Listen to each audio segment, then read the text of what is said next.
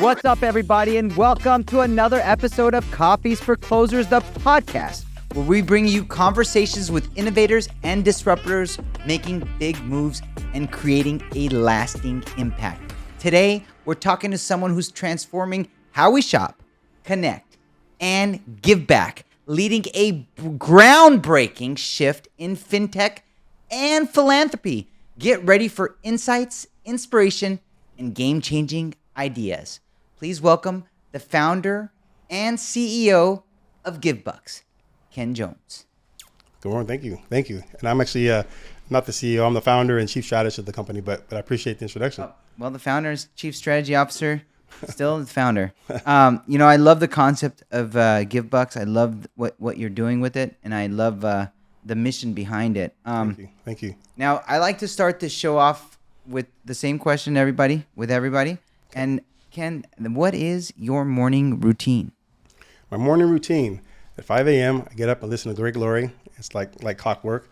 And it's one of my podcasts, or what do you listen to? It's on, I have an app, no matter where I'm at in the world. It's right here. It's called iTunes and iTunes Radio. TuneIn Radio. I'm sorry, TuneIn Radio. Oh, okay. And he's just... he's always on? 5 a.m. California time for 10 years. Does he go live at 5 a.m.? You know, I don't think he's live. No, yeah. Because I listen to Greg Laurie podcast. I love his podcast. Okay. Yeah, I don't think he's live, but there's reference. You can tell that if it was recorded like in close proximity in the last 24 hours, because there's always some reference to something that's happening today or it's I don't think it's live though. Okay, I'm going to download that. I didn't know he had an app. Yeah, it's his. It's called TuneIn Radio, and there's probably 100 different cast on there. Like right now it says Tony Evans podcast. Okay. So I think it's actually K-Wave. Oh, gotcha. Oh, it's the K-Wave app. Yeah. Okay. Right on. And so 5 a.m. then what do you do? Then at least 3 days a week I go to I work out. Not as much as I should, but I work out. I got sucked into this Pilates class, which I thought was pretty easy, but it's not easy. It looks easy. It's not easy. Misleading. Yeah, but a couple of my friends suckered me into it, and me and my friend Amy, my bestie, she's a good girl. We do that with a couple other people joined with us, and we try to get that out of the way, and then I'm back to work. Nice. Okay, cool. What year did you start GivBux? 2018, December 5th, 2018. And you've been working on developing this app for years, and it still is now, 6 years later, now it's being really pushed to the public. Absolutely. Yes. We're really getting ready to do a major push. Now, 2025, you're going to see some momentum start to happen. 7 years later. So you've spent 7 years building out this app. What were you doing in that whole time, like, to live? How did you make money? Yeah, it was not easy. You know, I made some money in a previous company. I put it all here, and I cashed out some stock for 7 figures, and I put the money here. And you invested heavy into this. Yeah, put everything in. Yeah, I mean, it should do very well for us, and that's not the reason why I'm not. Money comes and goes. We're not worried about that, but we'll do well. Yeah, no, I mean the concept is it's revolutionary. So tell the general audience a 10,000-foot overview of what is GivBux and how they can benefit from it. Sure. So GivBux is a super app, and we know they're not big here in the States yet, but in Asia, just to put some context to a super app, there's GoJet, there's Alipay, there's Grab. These platforms have hundreds of millions of people today on the platform. The biggest super app of all, you've probably heard of it, WeChat by Tencent. They got 1.3 billion people on the platform. So a super app is just one app instead of 3, 4, 5, 6 different apps to do all the different things, like sending money, talking on the phone, doing FaceTime, texting, paying your bill, giving. Instead of using all these different apps to do it, it's all encompassed in one platform. That's why they call it a super app. So we developed the super app for the sole purpose to change the way the world gives. And it's a pretty unique platform and an algorithm that's embedded into the app. And the whole concept is, hey, live your life. Go to the merchants, spend your money. The app's going to reward you because you use the platform. But we mandate that you have to give some of those cash rewards to a charity of your choice. Maybe you give to the Salvation Army. Maybe you give to the food bank. Maybe you give to the church or a booster club, wherever. You give a piece of your rewards away to a charity of your choice, and it happens. It's like inside the app, you have to set a percentage of your rewards that you want to give to that charity. It's like set it and forget it. So now every time you go spend money, you know that you go to a restaurant, you're at Red Robin, you're at Morton's, you're at Applebee's, you spend $100, you're eating food with your family, you're putting food in your belly. At the same time, you know you're putting food in someone else's belly. That's why we built this platform. And it means a lot to us. It doesn't matter if you went to Old Navy or Nordstrom's, bought a hat, a jacket, a pair of pants, a pair of shoes.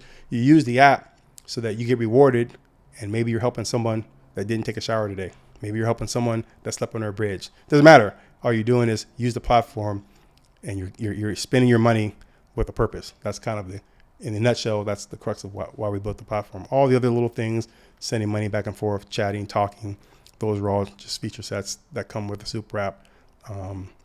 But the whole purpose of using the app is spend money and help others that are less fortunate. That's the give side. And then the buck side is there's a really unique opportunity to also supplement income for yourself. And it's all using a free platform. So giving and making money all in one app. That's what the platform's about. That's great. Yeah. The concept is genius. And for someone like me, like when I'm going to a restaurant, and just to feel good about, guaranteeing a percentage of whatever I spend goes to other hungry people would just make the experience better altogether. Absolutely. It's the right thing to do. Yeah, absolutely. We're our brother's keeper. We're our sister's keeper. So we have to do the right thing if we can, especially if it's frictionless. I mean, now the only friction would be adoption of the app. That's correct. Yeah. So they have to use the app as like your credit card's built into the app and you pay, or you pay with the app, or? Yeah, it's super simple. You literally go to the merchant. You're at Foot Locker or you're at Applebee's. Doesn't matter. They bring your bill. All you have to do is go and open up the app, type in the amount, $34.15. Click pay. Excuse me. And in about 7-8 seconds, a barcode's going to appear. And you just point the barcode to the scanner and you pay for your bill. The app generates an e-gift in real time. We're authorized to issue legal tender in the form of an e-gift. Basically the same as a gift card that you go buy at the grocery store, but instead of being in its plastic form, it comes on your phone in the denomination of whatever your bill is. That's how it works. Wow, that's amazing. So it's very frictionless, just like just paying instantly. Paying instantly. And I'll show you, you can ask a couple questions, but I'll show you a couple, I should have had this pulled up. Yeah, that's amazing. And looks like you have a lot of people already on it. So like, because Uber's on this. Uber's easy. We love Uber. Uber's easy. So like when I order my Uber, can I just be synced so I don't do anything, right? It's like. So Uber, there's a few apps like Uber, Amazon. Amazon has its own giving solution.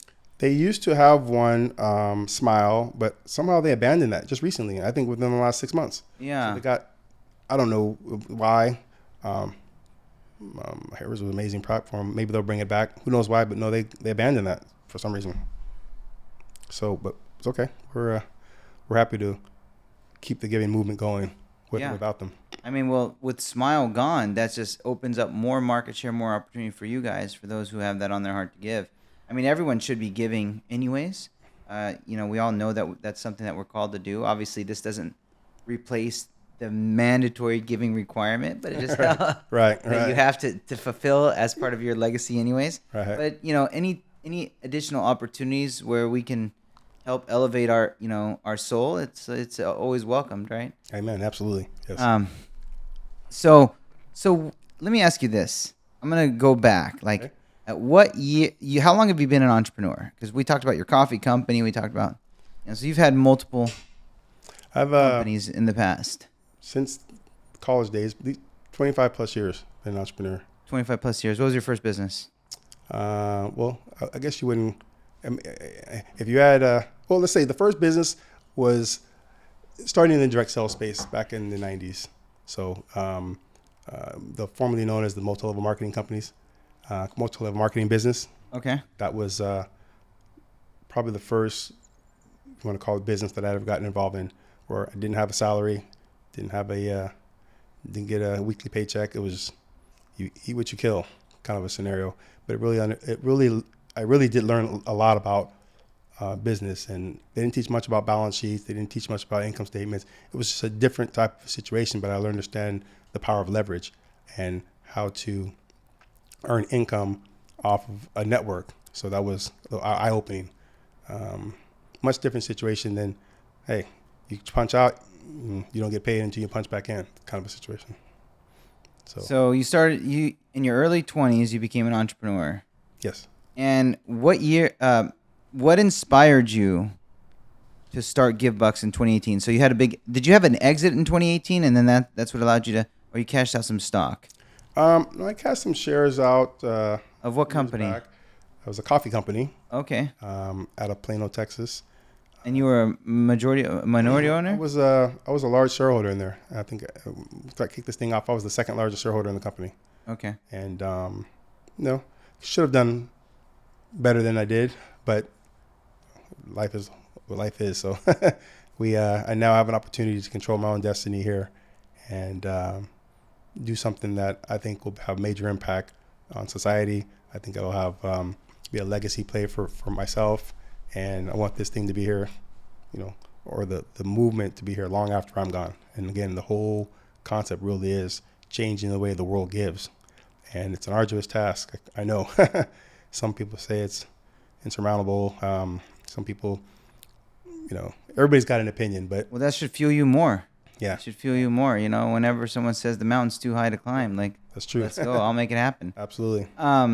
So my question is, like, Facebook, all these big mega platforms are encouraging giving, or so how do you differentiate between Meta's giving platform, or sure, Smile, Amazon's platform, or some of the big wigs charitable platforms? I think what's different about this platform is we're actually giving our user base the capital because they use the platform. It's because we're not rounding up. So if your bill was $34.12, that's what you pay. We're not saying make it $35 so that we can give some to a charity of choice. You pay your bill, whatever the price is. So the people on the platform are basically foregoing a cut of the income to go to charities. They're losing. The user's not losing. The user's not losing. Really, no one's losing. It's a win-win for the merchants, win-win for the user base, and win-win for charities. We had to create this. I don't understand how the merchant doesn't lose. So here's a great example. So I pulled this up. This is what it looks like when you pay your bill. Okay. Went to El Pollo Loco. I typed in the amount, $15.93. I clicked pay, and they scanned my phone. Because I use this, we don't use it. I didn't pay with my Visa, MasterCard, or my American Express, which the merchant would get dinged the merchant processing fees for that. So we pretty much eliminated that. We don't ride the Visa rails or the Amex rails. We utilize the cash rails. We utilize the gift card rails, which is a different kind of situation. So the merchant benefited from that. Don't have to worry about chargebacks. It's not like I dropped my car in the street and someone went in there and tapped it and left, and complaint a month later saying I was never here. So that's the loophole. The merchant, you're avoiding the merchant fees, using cash directly as a gift card strategy. It's one. It's amazing. Yeah. I mean that's There's one more of to it than that, but yeah. But I mean, like, just as a general gist, like, because they're saving on the merchant fees, the 2-3%, you're saving the 2-3%. Everybody's saving that 2-3%. That's the variance there. Absolutely. The merchants also benefit because we have a community of people that have money in our account. So they've got funds to be able to use. Where do they get that money from? Either they top their account up or they earned rewards through the network, which I can talk to you about that later. So now I've got a bunch of money in my account. Where can I spend it? Well, I've got to spend it right there. So you want to be one of the merchants on there. If I'm in your town and I'm going to log in right now, I've got $400 and something in my account. I could be at John's Pizza, Joe's Barbershop, or who knows where. I got to spend that money. And trust me, I'll spend this money before I pull out this Bank of America card or this paper cash. Yeah. So that money is, how do you fill that money? Is it through your credit card, your debit card, or where's that money being? So 2 ways to get money in your account is I can use Venmo, I can use Zelle, I can walk. So you have to basically input top the your cash. account. Yeah, you can top your account up. I can connect my debit card to top my account up. That's one way. Or if you owed me money, let's say I Well, let's say businesses are using their credit cards. They'd have to use. Is it tied to a credit card or only? You could tie your credit card too. Your So you debit could card. still credit get your points too. Absolutely. That's what I was alluding to. Yeah, absolutely. So you can get your points. Mm-hmm. You avoid the merchant fees. You avoid the merchant fees for both ends, and then the hungry benefit. That's it. Yeah. This is amazing. Yeah. It's amazing. And it's a win-win for everybody. You're absolutely right.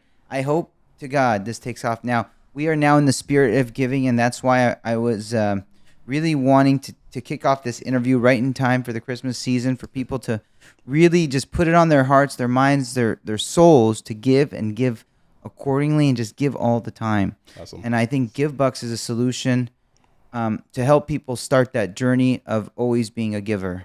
Because, we all know God loves a cheerful giver. Absolutely. God loves a cheerful giver. So if we give and we give with, all our hearts, we're going to be rewarded. So this is another, I like to take many steps towards progress. And this is just a baby step towards, giving. It's not like this is, God wants us 10% of your money, more than 10% really. But, this just adds a little bit more. Absolutely. Yep. Now, my question is, what put it on your heart to start GivBux, and where you spent 6-7 years in development, millions of dollars with no end in sight? What put that risk on your heart? Excuse me. And why? Like I said, I wanted to do something where I could leave a legacy. I have a marketing background, been a part of situations, and know so many of my friends that have made millions and millions of dollars. And they make this money, and then a lot of it just gets squandered or just goes away, and nobody really benefits except for them. And I thought, let me put something together where we know how to make money, but let's figure something out where through this money that we're making, we're giving back. And people are doing transactions all day long. You're going to eat breakfast, lunch, dinner anyway. You're going to go to the theater, and there's so many. You got everything on here. You're going to eat. You're going to buy. GameStop's on here. Food for Less is on here. Uber's on here. Delta's on here. Home Depot. Yep. Is on here. We can give even when we go to Home Depot. I mean, 100%. I pretty much can. You can live on this app. Yeah. If you didn't have a bank and Nike's on here. Airbnb, Nike, Under Armour, Adidas. You can use this platform at any of these establishments. Yeah, it took a long time. We got a lot of no's. Some of these that you see are just recent, from Nordstrom's, Amazon, Home Depot. Forever 21. A lot of these companies said no for. I mean, and you're calling their leadership teams to try to get them to say give me an API integration into your payment platforms. It's actually an interesting methodology on how this came about. At one point, I had tried to use LinkedIn, and I was trying to, make the calls up the chain. Loser model. There are associations out there. There's these aggregators that have relationships already with a lot of these companies.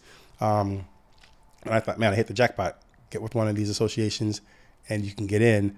But it's a good model. I'm thankful for it. It's helped us, but they can't get you into the platform. And I apologize, I have a little tickle here, but they can't really get you into acceptance to the merchants. You still have to get approval from the brand. So we used to have to, I think we submitted an application and a flow of how the brand will appear inside of our app. I have many of those diagrams for every merchant. I mean, the merchants are particular about their brands. I mean, it's not like you can just copy and paste the Nike logo and put it in your app or on your website without having a problem. Probably get a cease and desist really quick. Yeah. So you do have to get merchant approval, but the associations are super helpful in some regards. Put this in my throat here, buddy. Yeah. I'm going to talk about now, building a super app.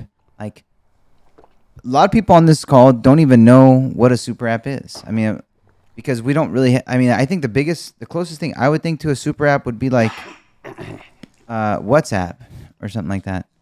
I mean, WhatsApp's not a super app. It's not a super app. I mean, I feel like they keep adding to it. They're big. Yeah. What's this? We don't really have anything in the U.S. that's a super app right now, huh? Nope. I mean, a lot of Yes. people. I mean, kind of Facebook is sort of like you could send payments through Facebook. Can't go to Ralph's and say I'm gonna pay with my Facebook. Yeah, you're right. No. The best example of super apps, or look up for the listeners, Grab, Yeah, everyone WeChat. knows WeChat. WeChat. Yeah. Yeah, those are super apps. Even Elon Musk, he's kind of been touting turning Twitter, or actually now X, into an everything app. An everything app is the same as a super app. Yeah. So Where I can talk, I can chat, I can send you money. There's a social media component where I can post things on social media. I can spend money at the merchants. Those are the major core features of a super app. and is there a social component of GivBux too? Like, Phase 1's already done.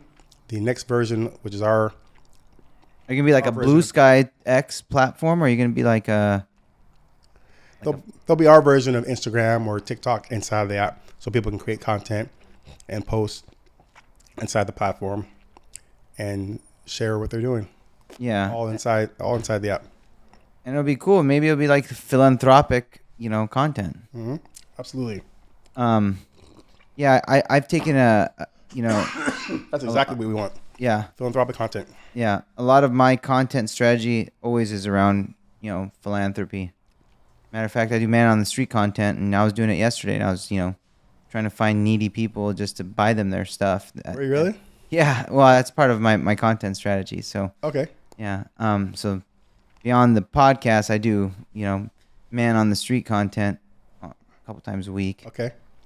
In addition to everything else I do. It's funny to get rejected by people. They don't even know what's coming if they said yes, Got a funny story about that. I tried to give a guy right in Newport. It's funny. 'Cause I never let anybody, if I see a homeless, when I drive, I have a stack of $2 bills or $1 bills in my glove compartment, ready to give as I'm just live my life. And one time in Newport, I'm giving, I just do my routine. Okay, here's a guy who needs help. And I'm cash. He's all, oh no, sorry, I can't take money from you people. I'm like, okay, it's kind of odd. Didn't know there was racism even within the homeless, but there's racism within the homeless. I'll just give my $2-3 to someone else. It was the funniest experience right there on the corner of right as I'm going to the office. Wow. On PCH and Superior, I guess, or right as you pass Oak Hospital. So a white homeless guy would not take money from, an African American. That's insane. Interesting. That was okay. that was a fascinating experience for sure. So what are some of the biggest challenges you think you faced in building a super app?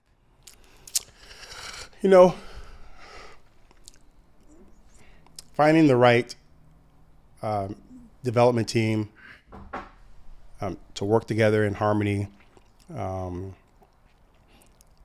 It's been the biggest challenge I've had so far. I got lucky. I found some ninjas out of Honduras. Mm-hmm. These guys are super qualified. The language barrier is what it is. And we have operations person here, and he's from Lake Forest. QA, a lady that's our QA, she's here in Irvine. Our CTO, he's here in Irvine. But getting everybody all on the same page, meeting timelines, has been a challenge, and maybe been part of my fault. Run out of capital. I didn't have tens of millions of dollars to start this company. I think I had enough to get us to where we are. I think we have a seat at the table. Did you get any seed funding, or you funded it all? I put 7 figures of my own money in, but I got a little bit of money from out. So we went public. I took us public. Ticker symbol is GBUX, GBUX. We're on the OTC markets. We just filed with the SEC a month back, a little more than a month or so. What's the share cost right now? I don't follow it as much. I've been focused on, it's probably somewhere between 50 cents and $1 somewhere. It's always kind of hovered around there. But you're going to see, I believe, and I'm not making any comments on any investment advice or buying any shares or anything, but I think this thing's going to do very well. The concept is genius. Yeah. So tech company that, skips out on merchants, and it gives the money back to the poor. It's a brilliant concept. Do you have competition right now No one's doing this in Silicon Valley? The way we're doing it. And we did this by design. I looked at all the big boys. What's Apple Pay, Samsung Pay, Google Pay, Zelle, Cash App, Venmo, PayPal? What are they doing? What are they not doing? And that's part of how I came up with this idea. I wanted to do something that was just different. And no one's doing it like this at all. Did you ever talk to the founders of like Venmo, like Brian Johnson, or see what they're doing? Like, well, I know what they're doing. You can look at their platform. You can kind of see, but what's on their, on the horizon in terms of like, because a lot of people are leaning. A lot of the big guys. I mean, like Amazon. To hear Smile is gone, I thought they were going to lead the forefront on a giving revolution. Maybe they'll bring it back. I don't know why. It was a little bit of a shock to me too. Yeah, it opens it up for more market share for you, but it's it's a shock to definitely hear that Smile's gone. Now, let me ask you this, and this is something that is important. It's how are you inspiring user engagement and really inspiring the adoption of your user base? So the app's by invitation only. So anybody can download it, but you can't get in without a code. So we incentivize our user base to spread the word, because when their friends are paying it forward, they're getting a reward. So it really means a lot when you really understand and peel the layers back. If you told a friend and they told a friend and they told a friend, and that person who you don't even know down there went to Applebee's and spent $100, because they paid it forward, this person got, in this example, 50 cents of the transaction. This person got 50 cents. You would have got $1. I would have got $0.25, and so would 3 other people. So 7 of us benefit because this person who we don't even know used this app at Applebee's and paid it forward. That's kind of the model. So I can't just download GivBux right now and start using it? I have download it, but you can't get in. We need a code to get in. It's easy. That's why someone will invite you and you can click on the link and then get in. Yeah, but how many users are out there? I mean, how do you? We just get started. I mean, there's north of 10,000 people that even know about the company. Nobody really knows about this business yet. They're getting ready to, though. Yeah. And they'll all listen. That last company I was telling you about, the coffee company, is word of mouth, and 250,000 customers were spending money. It's all word of mouth. We'll get customers. How do you get Nike to sign up for this your platform with no user, with a small user base, 10,000? I mean, how did you convince him? Like that was a feat by itself. Like a big merchant like Nike, a big merchant like Home Depot. I think they have a different motivation. As I've gone through and learned this, because I wondered, why do we get these rejections? The business model is pretty simple. And then why are we getting some approvals? It was pretty, I know the motivation is, yes, I think checking the company out. We do give projections on how much volume we believe we'll do. And I think really, like, we don't make any money unless we send them customers. So it's not like we're saying, hey guys, we need a $19 a month fee or a $19 a year fee. There's really no reason not to use the platform when we're sending customers to you. I think the gift card rails are genius. Not having to worry about chargebacks. You guys probably don't have that issue here, but a lot of merchants, there's a lot of fraud out there by people just. I mean, all these merchants listed here, Southwest, every single one of them are dealing with chargebacks. There's no way you can't deal with chargebacks. Yeah, when people are using their debit card and credit card, you are subject to using chargebacks. The gift card rails are unique in that respect, where we don't have that issue. We don't really have an issue with that. I mean, we bear some burden potentially with chargebacks as people put money into the platform. But even us, we're pretty safe, especially when you start seeing some of the new features in there with cloud biometrics, where your face will actually approve the transaction. That's an extra layer of security for us. So we don't have to. So we won't be subject to the characters out there that create these nefarious little. there's a lot of fraud out there. Of and course. There's a lot of bad actors that like pry and looking for ways to infiltrate and squeeze in and exploit the vulnerabilities in these platforms. But I think with 3DS and cloud biometrics, it should shake all those guys out. It's kind of hard to charge something back when your face was required to approve the transaction, or your finger. Yeah. In this case, not even your finger will require your face. That'll be the ultimate protection for us. And when's that coming? The facial recognition to pay? I'm a month away from that. Probably a month, maximum 2 months away. But yeah, that's amazing. We're pretty protected the way we are right now. 3DS is pretty good, but that extra layer is just ironclad. Won't have any issues. Now, I'm in the mortgage banking business, and in my business, we are hyper regulated. I'm talking about like so regulated that Elon Musk is even saying, man, you got so many regulators in the mortgage space that they're like duplicitous. You know, there's just a bunch of the same regulators all regulating at the same time, all like auditing, doing their concurrent audits. So I'm used to hyper regulation. What sort of regulatory compliance or hyper regulations is around philanthropy? I'm sure there's a lot because there's so many philanthropic scams out there. Sure. And then how did you overcome those, and how are you kind of, meshing in and overcoming any future regulatory issues?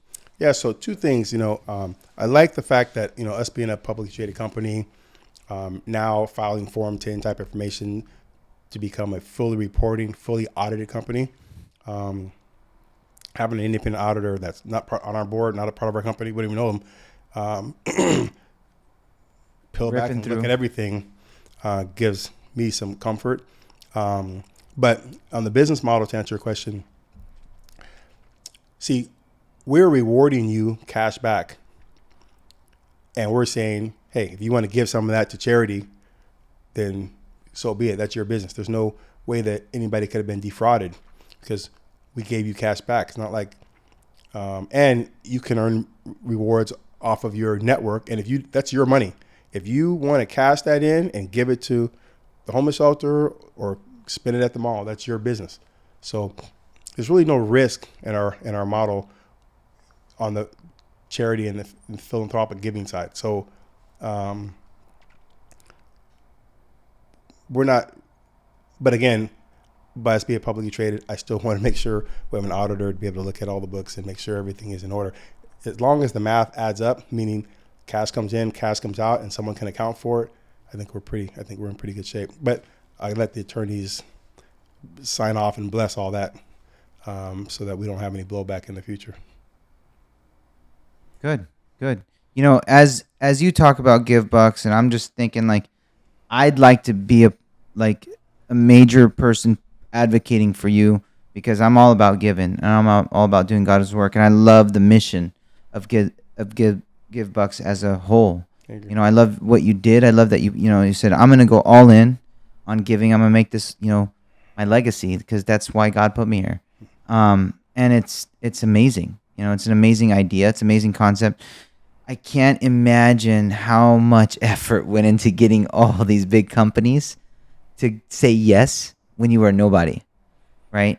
It's actually easier than, like I said, the long route going up the food chain through LinkedIn, not the best route at all. Getting connected with, and we haven't even gotten started. No, I know. I mean, connected with the associations and the aggregators, super, super important. But you got to remember, there's only a few hundred national brands that even exist. We're positioned to. This is why that Salesforce I talked about earlier was important. We're positioning ourselves to infiltrate and go through and get the small mom and pop shops all throughout the community, and that's where there's millions of those businesses. A few hundred here, millions of John's Pizzas and Tony's T-shirts and Bob's Barbershops. And that's where the bulk of GDP is done. Gross domestic product is done in the small merchants, and that's where we're going. So, Grubhub, DoorDash, Uber Eats, you go down to pretty much any restaurant, and you see their sticker in the window. They had to go get those accounts, but that's where a lot of business is done, and that's where we're going. Not only be able to have it in the local merchant, they're nationally recognized brands, but in the local merchants is super important for us. The reason why we started here is because I wanted the app to mean something to everybody in all 50 states. If I just started here in Newport or in Irvine, and just got all the local merchants around here, it wouldn't mean anything to someone in Oklahoma or Texas, probably not even Riverside. No one's going to drive down here and download an app just if they can only use it here. No. Is it a national app or international app? It's international. Right now, we focus on the U.S. market, but we're already, once you have NACU approval and Home Depot approval here, it's easier to get the green light to flip that rail on internationally. So that's my next question is like, what is, what are your plans for future expansion, and how do you think GivBux users are going to grow over the next 5 years? I think we're going to experience tremendous growth. Haven't started. I think you just started the marketing now. That last company, we just had a little stint. We're trying to get some marketing going. Today was a pretty important day. Just a few hours ago, a new update came out. There'll be another one with a better UI UX, but a new update came out. It's going to make it easier to put money in the account, like within 10 seconds, you can top your account up now.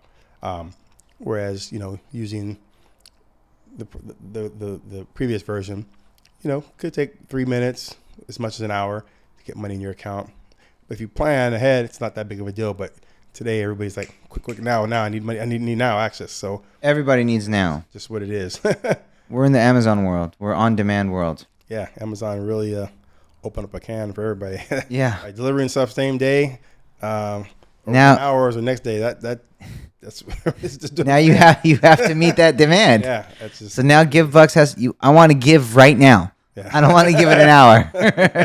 I need to give it right now. As cool as that sounds. We're moving too fast. Society moves too fast now. Yeah, it is. It does indeed. But I want to give all the time. So I'm going to be using GivBux. So you don't have Starbucks on here yet? Can I make some recommendations? From Starbucks. So we'll get Starbucks though. Yeah. Once Starbucks sees adoption, once like all the other bigger players, you already got some of the big players, but as there's more brand authority, as there's more adoption, and as your user base grows, everyone's gonna come to you. Same thing happened to me when I started my podcast. I couldn't get any guests.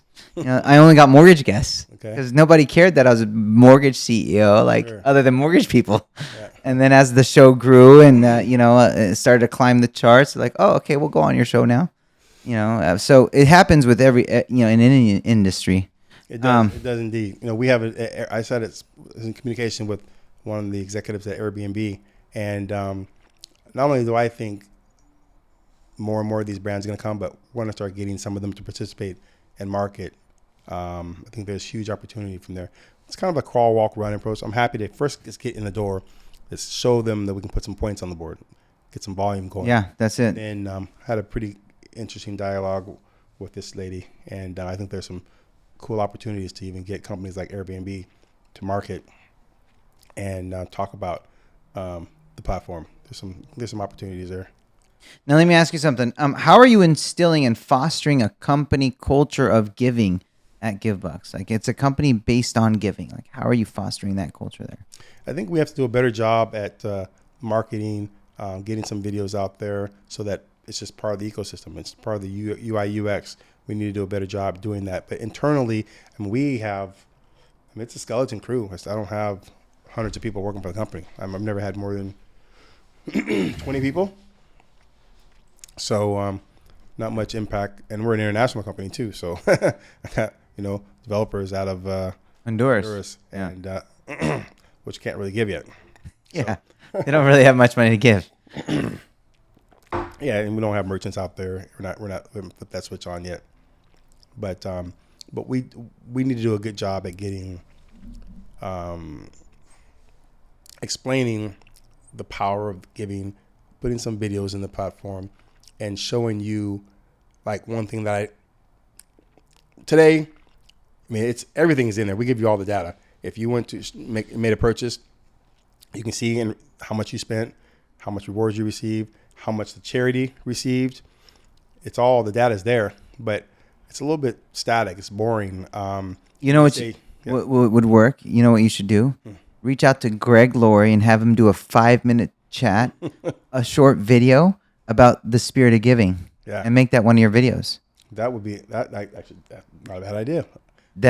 You're like that would that would be your intro video. Like, listen to Greg Laurie tell you why to use GivBux. Yeah. And he'd do it. He would do it. He totally would.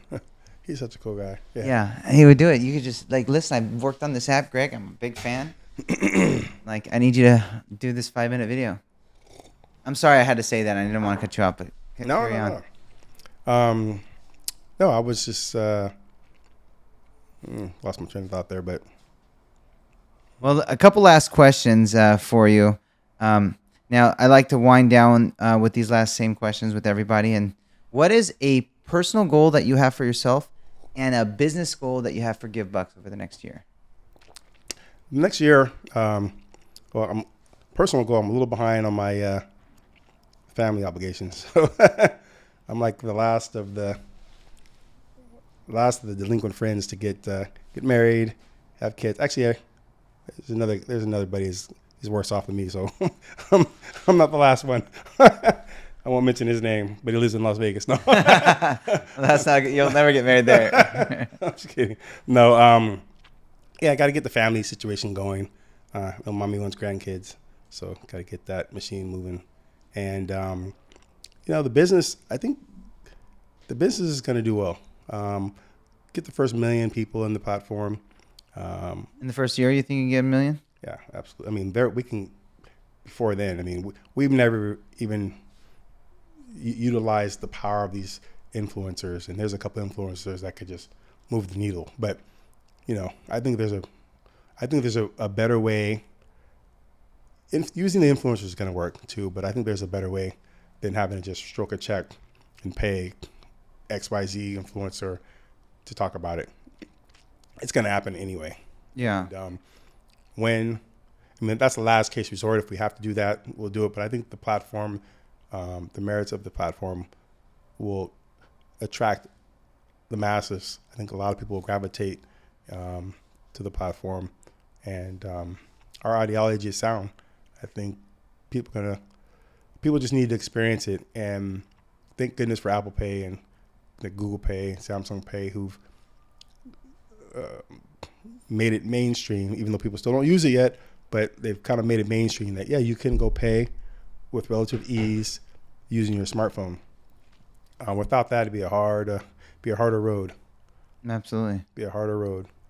But even they haven't infiltrated it. And they spend a lot of money to get you to use this, but just go stand at any store, sit back and watch 100 people pay, and 90 plus of them are still using plastic cards or cash. It's the craziest thing. A lot of the younger generation, though, they're using their Apple. Yeah, they're using. Yeah. Mm-hmm. I mean, I barely started using Apple Pay myself. They spent a lot of money to get you to do that years ago, but its adoption is slow. No. Adoption is slow, and I'm typically an early adopter, but I was reluctant because I was always scared with my phone. But I didn't realize with your phone with Apple Pay that before you pay, you have to do facial recognition, which was my apprehension before. Yeah, some people are a little bit wigged out about that Big Brother, and there's a lot of people that are. But this is where the world's going. It is what it is. Yeah, pretty soon this is gonna be the requirement. Yeah, it's adopt or die. Fortunately or unfortunately, we'll see.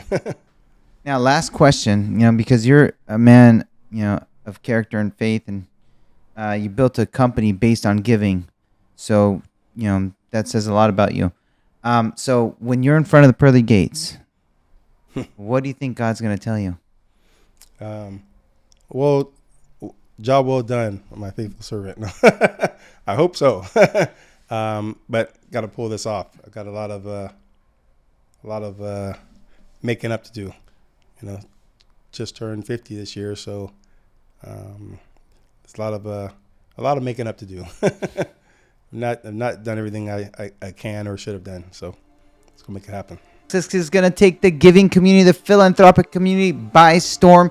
Coming to you 2025, you're going to hear a lot and see a lot of him. God bless you, man. God bless your service, and I hope GivBux takes off, and I'll be advocating for you. Thank you. I really appreciate it. Thank you. Thanks for coming on the show.